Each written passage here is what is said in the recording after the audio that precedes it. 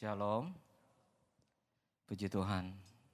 Sekali lagi, eh, ya, saya berdoa di tempat ini, saudara, bahwa Tuhan bekerja lebih lagi. Amin. Hari ini saya mau bagian begini, dalam bulan ini, kalau saudara lihat di warta, di temanya yaitu masih berbicara mengenai bagaimana dalam masa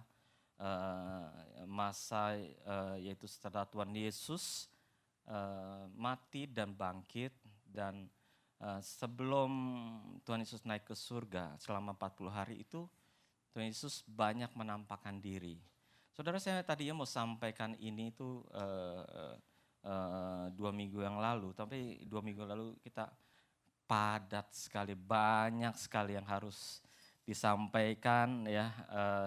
Saya ingat waktu Mother's Day ya, itu harusnya saya sampaikan, tapi tidak memungkinkan. Karena itu saya mau sampaikan hari ini karena hari ini masih, bulan ini temanya masih sama gitu ya. Jadi saya mau mengambil hal ini, yaitu ada 4 hal kenapa Tuhan Yesus menampakkan diri kepada 4 kategori orang. Ya. Oke, yang pertama kita mau melihat dulu di dalam Yohanes 20 ayat yang ke-11 sampai ke-16 ya. Yohanes 20 ayat yang ke-11 sampai 16. Saudara, saya mau menceritakan dulu latar belakang sebelum terjadi ayat yang 11 sampai ke-16 ini. Begini, saudara, di sini kisahnya terjadi bagaimana waktu Minggu pagi itu beberapa wanita, antara lain yaitu Maria Magdalena, mereka pagi-pagi datang ke kubur. Dan saudara tahu apa yang terjadi waktu mereka datang ke kubur? Mereka melihat bahwa kubur itu pintunya sudah terbuka, tergeser. Saudara, sebelumnya saya mau tahu dulu, siapa di antara saudara yang sudah pernah ke Israel? Angkat tangan. Ke tempat ini, ke tempat kubur Yesus ini, pernah ada yang sudah pernah? Belum? Oke. Oh ya, baru ibu. Oke. Saudara, jadi kuburnya tidak besar ya. Terus ada batu besar yang di depannya, dan mereka mendapati waktu pagi-pagi datang, mereka para wanita ini, pintu itu sudah bergeser, berguling, dan mereka melihat ke dalam, dan mereka waktu melihat ke dalam ternyata Tuhan Yesus sudah tidak ada di situ. Oke? Itu yang terjadi. Apa yang terjadi? Namanya juga ibu-ibu. Sekali lagi kalau melihat kayak gini, ibu-ibu gimana? Panik. Jadi akhirnya apa yang terjadi? Ibu ini akhirnya mereka kembali ke rumah dan memberitahuan kepada murid-murid Tuhan Yesus yang sedang berkumpul. Mereka bilang gini, wah Tuhan Yesus, Tuhan sudah tidak ada di dalam kubur. Itu yang Maria bilang kepada mereka. Apa yang terjadi? Saya ingat Petrus dan murid-murid yang lain. Mereka akhirnya cepat-cepat ke kubur. Oke? Itu kejadiannya. Dan dilihat Petrus dengan satu lagi yaitu Yohanes, mereka datang duluan. Maria namanya ibu-ibu terlambat di belakang. Jadi Petrus sudah masuk dulu ke taman dan dia ada di situ dan dia melihat ke dalam. Ternyata mereka melihat kain kafan sudah terlipat. Setelah itu, setelah mereka melihat apa yang terjadi, mereka akhirnya pergi. Waktu mereka pergi, Maria Magdalena baru datang. Dengan siapa? Sendirian. Waktu mereka datang, itu yang kita akan melihat dalam ayat yang ke-11. Ya. Tetapi Maria berdiri dekat kubur itu dan menangis. Jadi dia udah di dalam sendirian, yang lain udah gak ada, dia datang ke dekat kubur, dia menangis. Sambil menangis, ia menjenguk ke dalam kubur itu. Dan tampaklah olehnya 2 orang malaikat berpakaian putih, yang seorang duduk di sebelah kepala dan yang lain di sebelah kaki di tempat mayat Yesus terbaring. Oke. Kata malaikat-malaikat itu kepadanya, "Ibu, mengapa engkau menangis?" Jawab Maria kepada mereka, "Tuhanku telah diambil orang dan aku tidak tahu di mana ia diletakkan." Sampai sini ya. Saudara lihat, adakah sesuatu yang janggal atau yang aneh atau sesuatu yang unik dari ayat ini? Hah? Ada melihat nggak? Saudara ada lihat sesuatu? Saudara, saya mau tanya dah, kalau saudara ada di dalam kubur itu, saudara ada di situ, saudara menggantikan posisi Maria, gimana reaksi saudara? Bingung? Yang lain? Saudara, aneh nggak sih gitu? Maria pertama kali datang kosong kan? Waktu yang kedua kali datang dia lagi nangis, tiba-tiba udah ada orang dua di situ. Di dalam kubur. Saudara, kalau saudara kira-kira di situ kaget nggak sih? Hah? Berinding. Saudara, pernah nggak sih saudara didatengin malaikat? Saya mau tanya dah. Saudara pernah bertatap muka dengan malaikat? Pernah? Yang lain? Hah? Saudara, mari, maksudnya gini loh. Mari kita renungkan kejadian ini. Maria di situ ada malaikat dua. Saya mau tanya, kira-kira nih malaikat penampilannya berkilau-kilauan atau biasa? Hah? Biasa. Yang lain? Saya percaya di sini ya, tidak dijelaskan gimana, tapi oke lah. Kalau menurut saya malaikat yang datang saat ini mungkin penampilannya ya biasa. Tapi kalau dia pun ngomong, ya ini Maria, ya oke lah. Saya sampai sini saya udah nggak bisa ngomong deh. Oke. Mengerti. Tapi kita lanjutkan deh ya, selanjutnya gimana ayatnya. Sesudah 14, sesudah berkata demikian, ia menoleh ke belakang. Ngapain?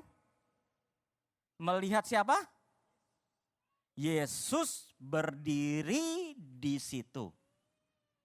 Tetapi ia tidak tahu bahwa itu adalah Yesus. Sekarang kedua saya tanya dah.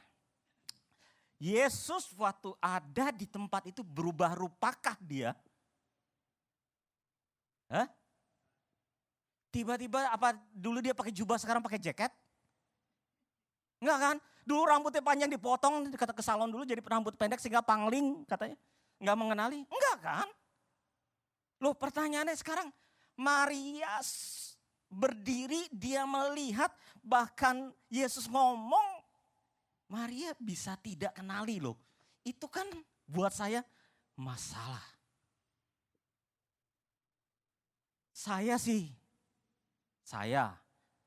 Menurut saya di antara saudara di tempat ini, pasti pernah ada yang didatangi oleh malaikat. Cuman mungkin saudara tidak menyadari bahwa itu malaikat. Betul? Mungkin mereka, saudara ada yang memang berupa orang. Saudara mungkin, ya saudara sering dengar lah kemarin waktu itu ada yang kesaksian hampir ditabrak tapi hampir ditabrak bis, tiba-tiba ada orang yang tarik waktu mau say thank you orangnya nggak ada lagi. Who knows, siapa tahu itu memang malaikat. Betul? Saya percaya sih di antara kita pasti saudara punya pengalaman seperti ini. Oke? Nah, lanjut ya pertanyaannya.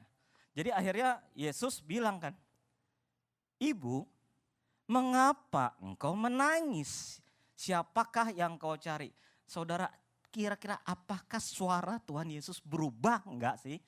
Tiba-tiba, "Maria, ngapain engkau menangis?" gitu. Enggak kan? Lari kalau saya jadi Maria. Ini siapa gitu kan? Apakah suara Yesus berubah? Enggak. Maria sudah melihat, Yesus sudah ngomong, tapi tetap Maria tidak mengenali. Dianggap siapa? Tukang kebon. Ya ile, nggak kira-kira sih Yesus tukang kebon, penunggu taman gitu kan. Dia pikir penunggu taman. Lalu berkata, Tuhan, jikalau Tuhan mengambil dia, katakanlah padaku di mana Tuhan meletakkan dia supaya aku dapat mengambilnya. Kata Yesus kepada dia sekarang doang. Maria baru, oh ya Rabuni. Baru akhirnya. Ya, situ dulu yang pertama ya. Saya mau bagikan begini. Kenapa saya mau bagikan ini supaya kita mengerti. Saya percaya saudara bisa mengalami perjumpaan dengan malaikat atau perjumpaan dengan Yesus. Amin. Dan saya bahkan berdoa dalam bulan ini. Sama seperti Tuhan Yesus menampakkan diri baik itu kepada 1 orang, kepada 2 orang, 10 orang, sampai terakhir ke 500 orang. Menyebutkan sekitar ada sampai 15 kali penampakan Yesus selama 40 hari ini.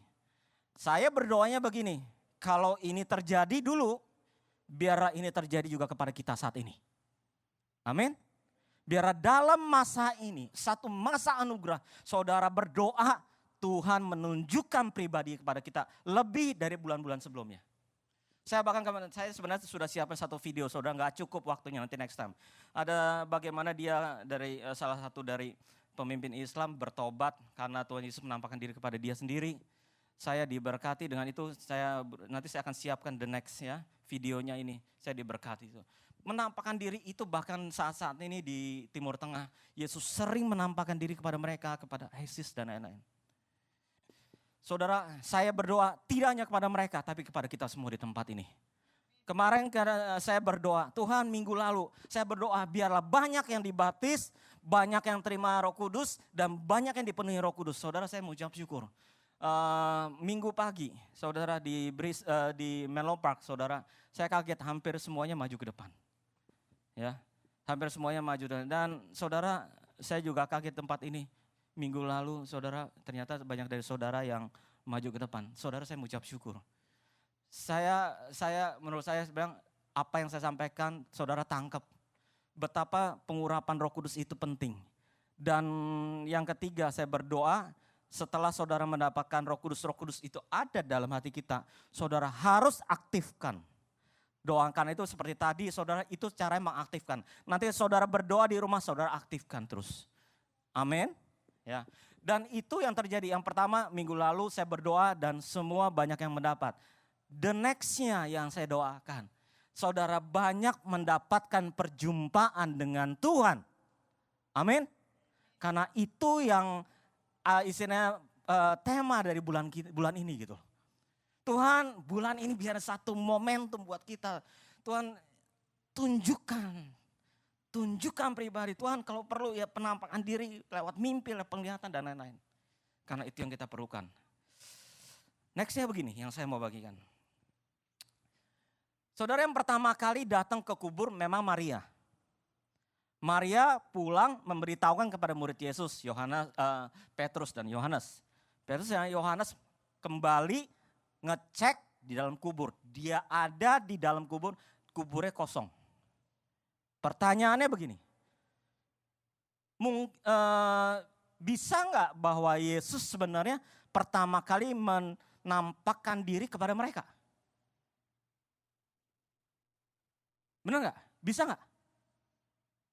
Bisa. Tapi kan pertanyaannya begini, Tuhan, kenapa yang pertama engkau kok tidak menampakkan diri kepada Petrus? Bukankah murid yang dikasih ada Yohanes? Bukan Petrus itu muridnya di Yesus? Saya percaya di dalam Alkitab yang terjadi tidak pernah ada kebetulan. Amin. Tuhan punya maksud, punya rencana. Kenapa yang pertama kali dia menampakkan diri bukan ke Petrus tapi kepada Maria Magdalena. Meskipun Maria bukan murid Yesus. Maria bukan murid Yesus. Buat Tuhan, sosok Maria Magdalena sangat penting. Ada di hati Yesus. Siapa Maria Magdalena? Maria Magdalena terkenal, yaitu bagaimana Tuhan Yesus berdoa untuk dia dan 7 roh jahat meninggalkan dia. Tapi kalau saudara lihat kejadian lain, siapa Maria Magdalena ini? Adalah saudara seseorang yang waktu Tuhan Yesus ada, dia membawa minyak narwastu, menuangkan kepada Yesus, menyeka dengan rambutnya. Saudara, minyak narwastu, saudara pernah tahu minyak narwastu? Itu mahal sekali. Ya, koko saya pernah coba mau nanam ini, karena sampai sekarang itu minyak itu tetap masih mahal. Belum cara nanamnya, ya ampun, susah. Persyaratannya ya ilah banyak banget dah. Jaraknya begini, mataharinya begini, nggak boleh ada ini karena itu mahal. Sampai sekarang. Yang dituangkan kepada Tuhan Yesus satu segini, yaitu penghasilan kerja orang Israel zaman dulu selama 1 tahun. Dituangkan sedemikian dalam hitungan berapa detik. Di kaki Yesus, di kepala Yesus. Dan menyeka dengan rambut. Kejadian itu berbekas di hati Yesus. Saudara tahu, Maria yang paling mengalami kehilangan. Dia melebihi murid Yesus. Karena dia mengasihi Yesus. Kalau saya bilang, murid Tuhan Yesus belum tentu lakukan itu. Belum tentu. Maria yang lakukan, menyeka dengan rambut, menuangkan minyak narwastu. Karena itu Tuhan Yesus menunjukkan di sini. Yang pertama kali Yesus mau menunjukkan, menampakkan diri kepada siapa? Maria. Karena Maria dekat dengan Yesus. Pesan saya begini. Saudara yang dekat Yesus, saudara akan diprioritaskan Tuhan. Saudara yang punya hubungan baik, relationship intim dengan Tuhan, saudara dengar, dalam bulan ini saudara akan dilawat Tuhan. Amin. Itu lebih penting melebihi murid-muridnya. Mengasihi Tuhan itu yang terpenting. Tuhan tahu di situ. Lewat kejadian ini Tuhan mau kasih tahu bahwa dekat Tuhan itu penting. Amin. Punya hubungan yang intim dengan Tuhan itu penting. Berdoa merasakan hadirat Tuhan itu penting. Menunjukkan satu kedekatan kita dengan Tuhan. Ini yang terpenting, saudara. Saya mau satu kesaksian. Begini, mungkin saudaranya sudah pernah dengar, tapi saya mau mungkin memberitahukan ini, mungkin ada yang saudara yang belum pernah dengar. Saudara, ada yang sudah pernah mendengar kesaksian Benny Hinn? Boleh angkat tangan, saya ingin tahu. Oke, nggak terlalu banyak. Oke, gini, saudara, dia tahun lalu, tahun 2015 dia sakit. Ya, sakit parah, hampir mati. Waktu dia sakit, dia mendapatkan penglihatan. Penglihatan yaitu masa kursi tata putih, tata pengadilan, tata penghakiman terakhir ini yang menentukan seseorang apakah dia masuk neraka atau masuk surga. Dia melihat diri dia ada di situ dalam satu antrian. Siapa yang dia lihat? Antrian yaitu orang-orang anak-anak Tuhan. Yang tidak terima Tuhan Yesus tidak ada dalam barisan itu. Sudah pasti masuk neraka. Yang di dalam satu barisan yaitu anak-anak Tuhan. Bahkan dia mengenali ada hamba-hamba Tuhan yang dia kenal waktu di bumi ini. Dia melihat dan dia melihat di ujung yaitu Tuhan Yesus berdiri dengan memakai jubah yang berkilauan. Di sebelahnya ada seorang pemain piano. Saudara, apa yang terjadi? Dikatakan satu persatu jalan ke depan. Tuhan Yesus cuma begini, kalau dia menganggukkan berarti masuk surga.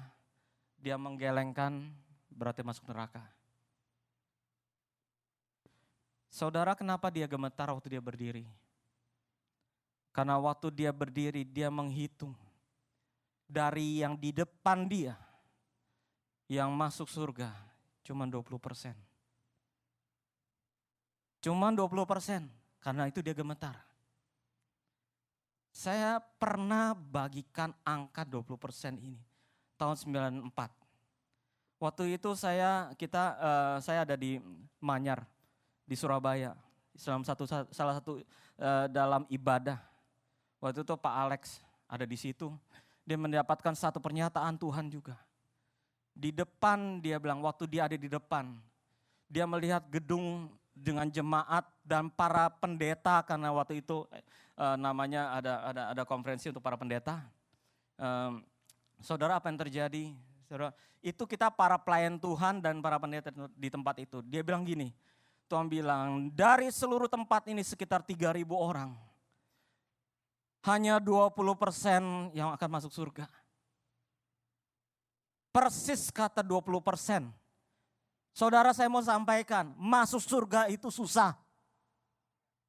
Tapi bisa. Saudara jangan berpikir bahwa masuk surga itu gampang. Enggak, ada harga yang harus dibayar. Saudara, dia gemetar waktu dia melihat maju satu persatu. Itu hamba-hamba Tuhan, banyak yang gugur. Sampai akhirnya giliran dia maju ke depan. Saudara, dia maju ke depan. Pemain pianonya melihat dia tersenyum. Kenapa? Dia mengenali, karena dia orang terkenal. Pianonya senyum, pemain piano. Tapi dia melihat tampang Tuhan Yesus menakutkan. Ekspresinya tidak menyenangkan. Saudara, saking takutnya akhirnya dia bangun. Di sini bicara kepada dia pribadi, second chance. Sebenarnya lewat kesaksian waktu saya baca, orang mau ngomong bilang ini benar, ini salah, terserah. Tapi buat saya ini menjadi satu peringatan buat kita semua. Untung cuma baru penglihatan. Tapi kalau kenyataannya nanti begitu gimana? Lebih baik kita sekarang melihat kepada diri sendiri, betul nggak? Saudara, apa yang terjadi waktu dia berdiri, dia terbangun. Saudara, Tuhan ingatkan, memberikan dia kepada second chance. Kenapa? Langsung dia ingat kesalahan dia. Tahun 2010, satu momen buat dia kejatuhan sebenarnya. Dia tidak punya hubungan pribadi dengan Tuhan lagi. Dia cerai dengan istrinya tahun 2010. Dan dia hilang habis $7 million juga. Punya dia saat 2010 itu sebenarnya rohaninya menurun. Tapi dia tetap KKR. Dan tetap orang banyak datang. Dan tetap kesembuhan terjadi. Mukjizat terjadi. Doakan orang sembuh. Pertanyaannya, kenapa? Saudara dengar, pengurapan karakter berbeda jalurnya. Karena Tuhan bela nama Tuhan. Sehingga orang yang sakit didoakan dalam nama Yesus sembuh. Sembuh. Tapi hubungan pribadi dia dengan Tuhan, dia bilang dia hilang. Saudara bisa bayangkan 2010 itu masa dia bilang sebenarnya masa kegelapan dia. Tuhan ingatkan kau salah, jual minyak minyak pengurapan dijual, buku dan lain-lain. Itu semua demi apa? Demi uang. Satu pelajaran dia buat apa yang Tuhan minta. Dia bilang gini, apa yang bisa membuka pintu surgawi? Itu kan yang terpenting. Relationship dengan Tuhan. Tidak ada yang lain. Harta semua hilang. Apa pelayanan, apa semua gak ada. Hubungan dekat dengan Tuhan yang bisa membuka pintu surgawi. Hari ini saya mau bagikan ini. Tuhan bahkan memprioritaskan Maria Magdalena yang bukan murid sekalipun. Karena Maria dekat dengan Tuhan. Dekat dengan Tuhan penting. Amin. Banyak berdoa. Banyak nyanyi muji nyembah Tuhan.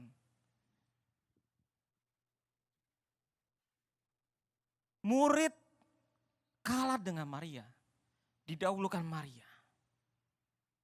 Tuhan memulihkan. Yang kedua saya mau berbicara lewat ini. Kenapa bisa Maria tidak mengenali Tuhan? Karena dia dibutakan. Hatinya sedang sedih dan susah. Dia tidak pernah menyangka bahwa Yesus bangkit.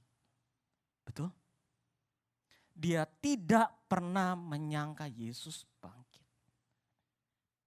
Saudara, hati-hati. Saudara, kalau yang sedang susah, sedang sedih, sedang sulit, saudara harus bangkit dari sini. Karena apa? Kesulitan bisa menutup mata kita. Bahkan kalaupun Tuhan hadir depan kita, saudara bisa tidak mengenalinya. Berarti satu berkat bisa lewat begitu aja. Kenapa? Karena hati, mata, pikiran yang tertutup. Tuhan datang kepada Maria dan Tuhan memulihkan. Yang kedua, yaitu di dalam Lukas 24 ayat 16 sampai 17. Di sini bicara mengenai dua murid yang berjalan ke Emmaus. Oke? Sama kejadian dengan Maria. Mereka sedang berjalan. Tiba-tiba Tuhan Yesus hadir dan ikut dalam pembicaraan mereka. Dikatakan ayat 16 Lukas 24. Ada sesuatu yang menghalangi mata mereka sehingga mereka tidak dapat mengenal dia. Saudara bisa bayangkan, Yesus berjalan bersama dengan mereka, mereka tidak kenali. Bahkan di ayat yang ke-17, maka berhentilah mereka dengan muka muram. Berarti mereka juga bahkan melihat, memandang, berbicara dengan Tuhan Yesus. Kok bisa mereka itu bisa tidak kenali kan? Dua kali itu yang terjadi dengan murid-muridnya, bisa juga terjadi dengan kita loh. Ayat 21 jawabannya, kenapa sih mereka tidak kenal? Padahal kami dahulu mengharapkan bahwa Dialah yang datang untuk membebaskan bangsa Israel. Tapi sementara itu telah lewat 3 hari sejak semuanya itu terjadi. Ini, mereka tadinya, ini siapa nih? Murid loh. Bayangkan yang bersama-sama dengan Tuhan Yesus 3,5 tahun. Mereka bilang gini, mereka mengharapkan Tuhan Yesus itu, dia kan nabi, betul. Banyak pengikutnya, betul. Dia pemimpin betul. Dia punya pengaruh betul. Mereka mengharapkan orang ini bisa membebaskan bangsa Israel daripada penjajahan Romawi saat itu. Mereka lebih menganggap Yesus sebagai pemimpin politik dibandingkan dengan pemimpin rohani. Ada salah konsep dalam kehidupannya. Satu kekecewaan. Mereka bilang, dulu kami berharap dia yang akan pimpin, ternyata disalib, ditangkap, disiksa dan mati. Kekecewaan menutup. Yang kedua, saya mau bagikan begini. Hati-hati yang punya kekecewaan dalam hati kita. Itu bisa menutup jalan Tuhan.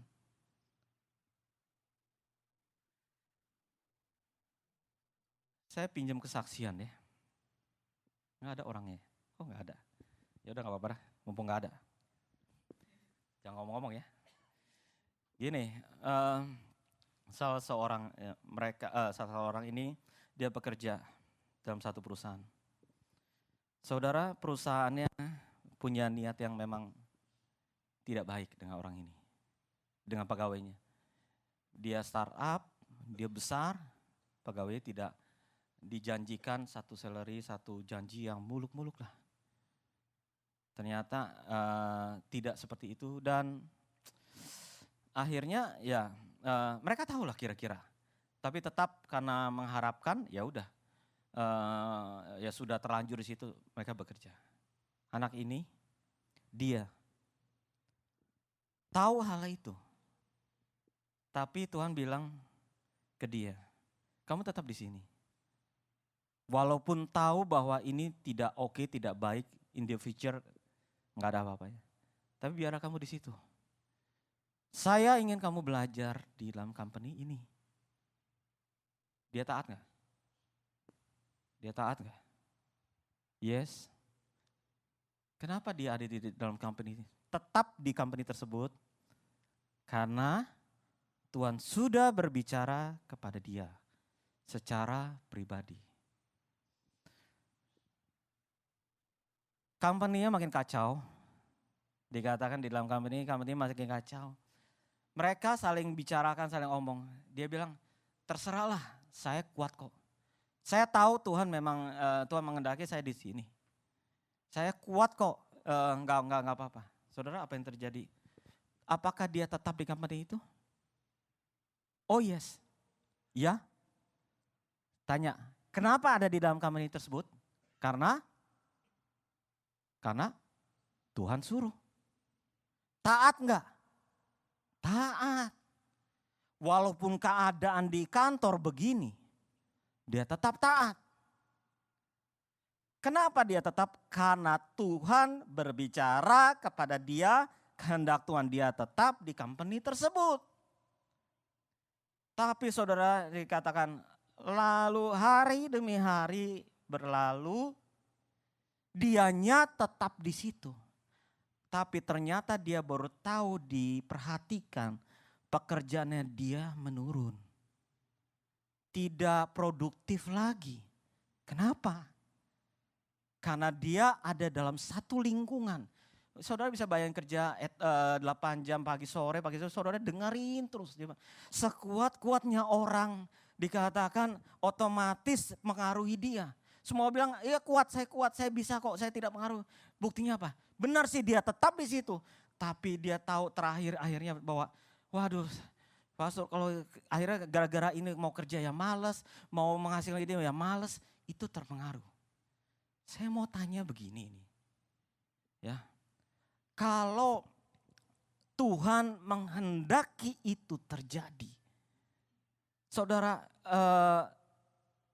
Saudara bisakah membedakan antara mana kehendak Tuhan atau mana suara hati atau mana lingkungan? Susah. Betul nggak? Sekarang saya mau tanya, kalau saudara kecewa dengan orang itu ngomong, akan didengar nggak? Tidak pasti. Nah berarti kalau memang ada kehendak Tuhan bicara lewat orang itu, bisa nggak orang itu menerima?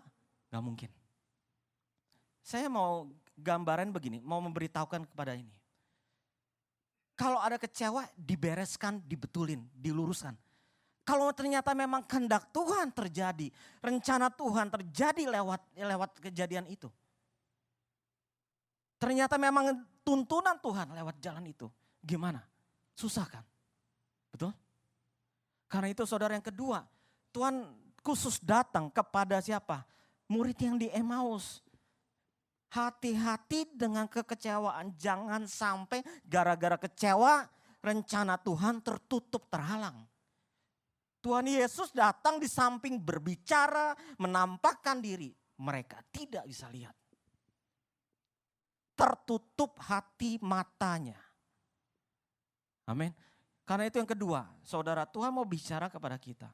Bagi yang sedang kecewa, saudara minta Tuhan pulihkan supaya apa? Supaya rencana Tuhan digenapi dalam kehidupan kita. Amin. Yang ketiga dah. Saudara, yang ketiga bicara mengenai Petrus. Saya tidak buka ayat ya.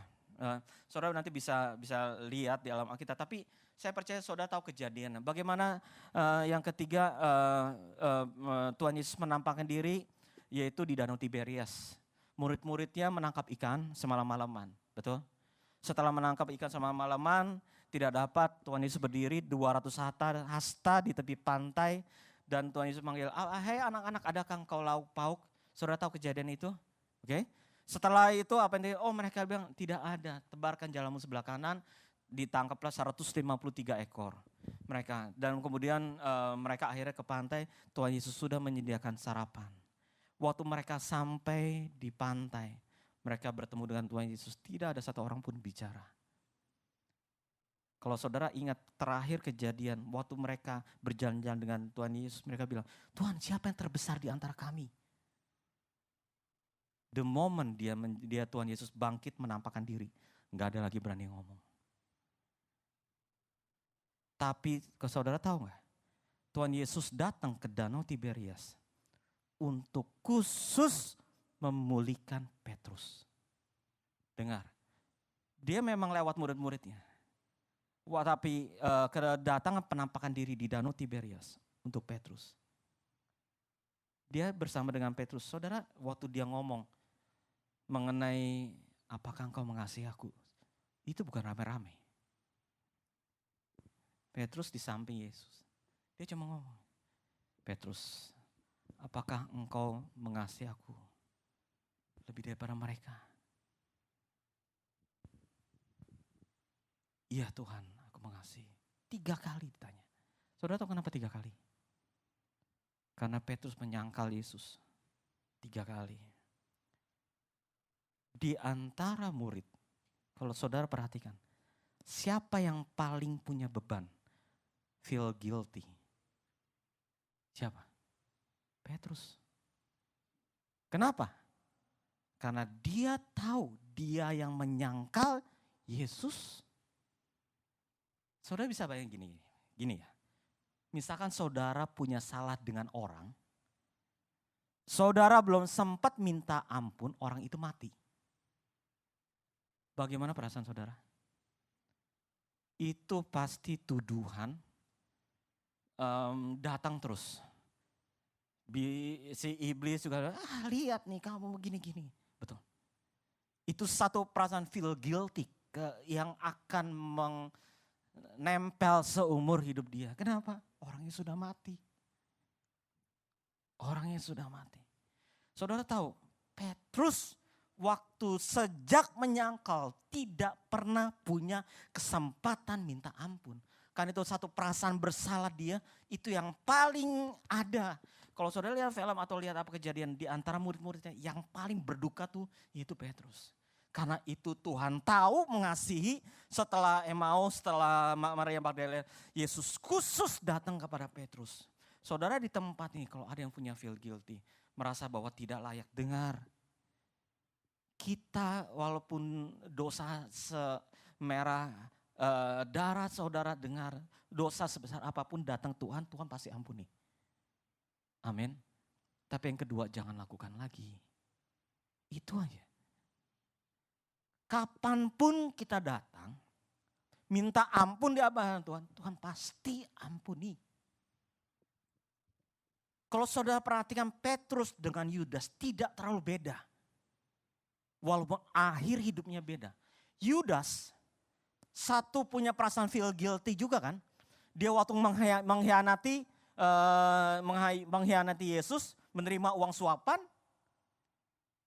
Merasa bersalah gak? Setelah dia terima, salah. Dia lempar uangnya. Saya gak perlu uang ini.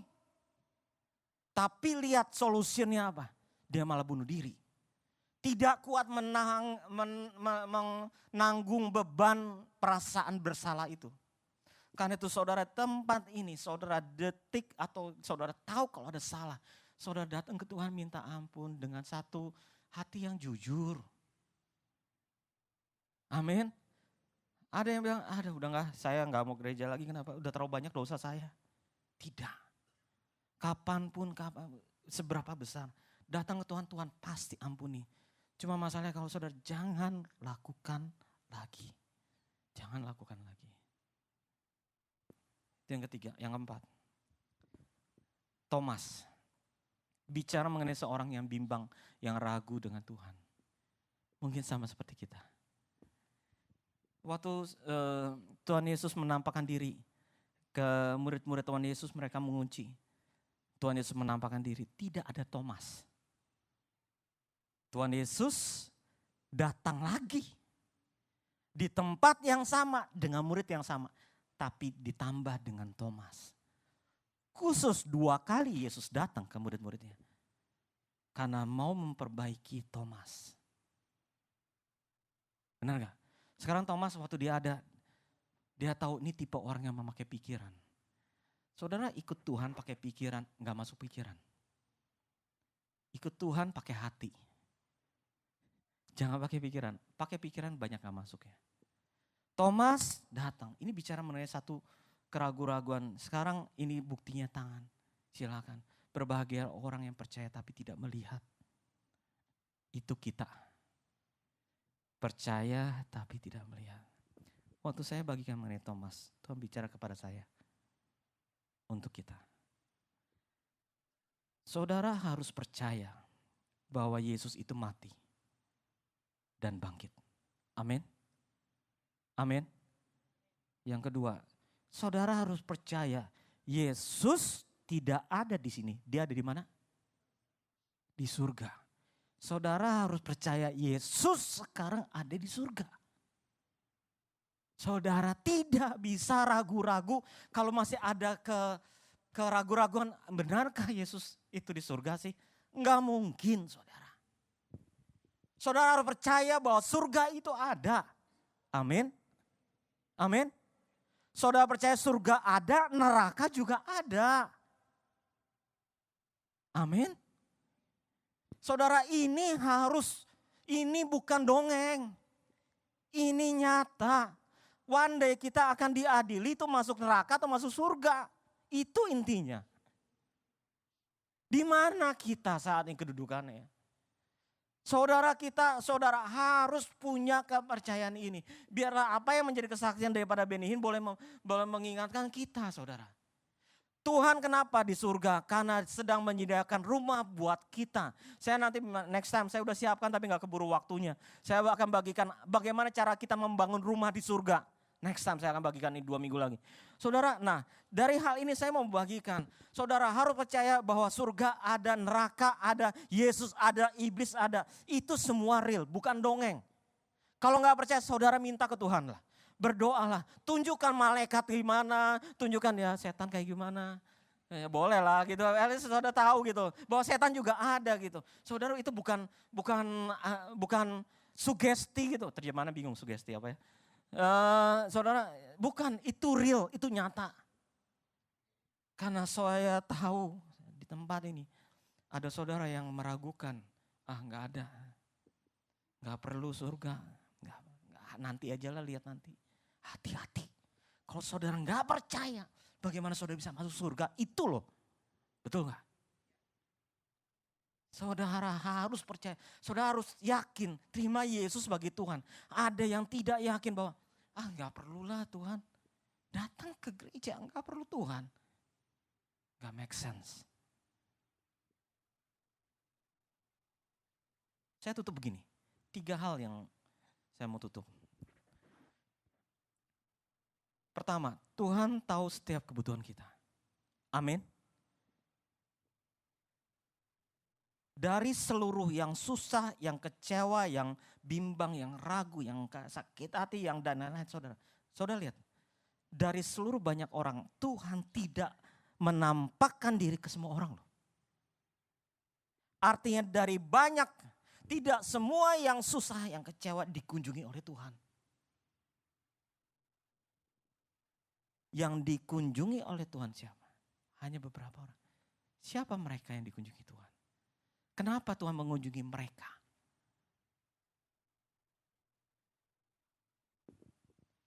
Yang punya hubungan pribadi dengan Tuhan. Tidak semua orang yang susah dikunjungi oleh Tuhan. Tapi kalau saudara punya hubungan dekat dengan Tuhan, Tuhan prioritaskan. Dikunjungi Tuhan. Tidak semua orang yang kecewa dikunjungi Tuhan. Tapi kalau saudara bawa kekecewaan kepada Tuhan, jujur, saudara akan dilawat Tuhan, diprioritaskan Tuhan. Tidak semua orang yang punya beban berat Tuhan lawat. Tapi kalau saudara orang yang punya beban berat, saudara bawa ke Tuhan. Dekat dengan Tuhan, Tuhan akan lawat kita.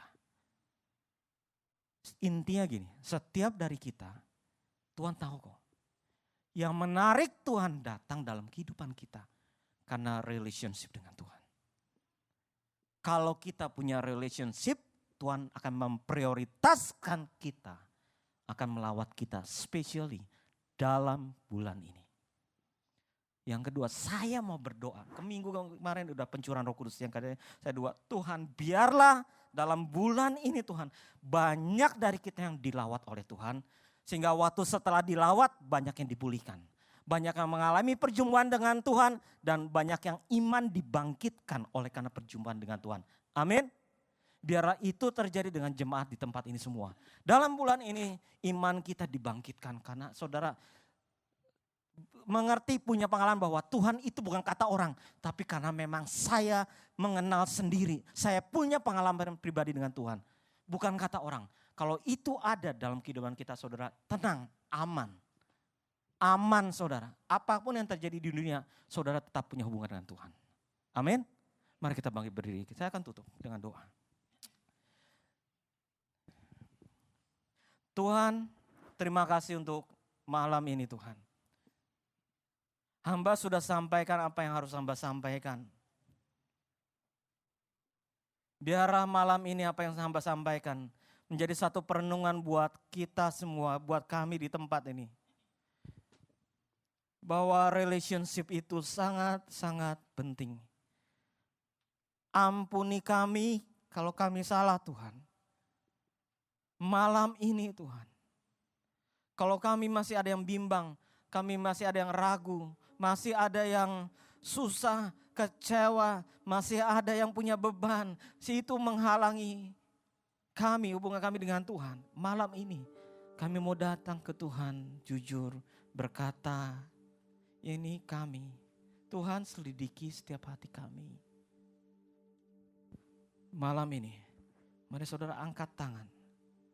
Saya mau berdoa. Bapa, kalau minggu lalu Engkau sudah curahkan Roh-Mu atas seluruh kami malam ini. Atas seluruh kami, biar malam ini juga aku berdoa setiap dari kami yang mengangkat tangan. Aku bahkan berdoa Engkau lawat mereka. Engkau lawat mereka waktu mereka berdoa. Engkau lawat mereka waktu mereka menyanyi, memuji, menyembah Tuhan. Engkau lawat mereka waktu mereka membaca Alkitab di dalam nama Yesus. Tuhan, dengan segala apapun yang terjadi Tuhan, Engkau lawatlah mereka. Tunjukkan pribadi-Mu Tuhan. Sehingga mereka boleh punya pengalaman pribadi dengan Tuhan. Secara pribadi bukan kata orang. Biarlah itu yang terjadi dengan kami dalam bulan ini juga dalam nama Yesus. Tuhan, hamba berdoa Tuhan. Kalau Engkau sudah lakukan minggu lalu pencurahan Roh-Mu, biarlah ini juga terjadi kepada setiap kami tempat ini. Lawat mereka, biarlah banyak perjumpaan dengan Tuhan dalam bulan ini. Biarlah banyak iman-iman dibangkitkan dalam bulan ini. Terima kasih Tuhan. Hamba berdoa saat ini Tuhan, biarlah celikan mata mereka, celikan rohani mereka Tuhan. Sehingga kapanpun Engkau hadir dengan tengah mereka Tuhan, mereka menyadarinya. Belajar daripada Maria Tuhan. Kami tidak mau seperti Maria. Kami tidak mau seperti murid yang berjalan di Emmaus. Bapa, biarlah saat ini, sejak malam ini, waktu Tuhan datang secara pribadi, baik itu lewat mimpi, lewat penglihatan, baik itu lewat penampakan diri atau lewat yang lainnya. Tuhan, biarlah itu terjadi dalam nama Yesus. Dan waktu terjadi pemulihan terjadi kepada setiap mereka Tuhan. Bapa, terima kasih. Kami imankan ini. Kami doakan ini. Dan di dalam nama Yesus kami terima ini. Terima kasih Tuhan. Terima kasih untuk malam. Materaikan apa yang kami dengar dengan kuasa darah Yesus. Kami kembalikan segala pujian, hormat, kemuliaan hanya bagimu. Karena Engkau yang layak menerimanya. Di dalam nama Tuhan Yesus. Mari kita semua yang percaya katakan, amin, amin. Tuhan memberkati.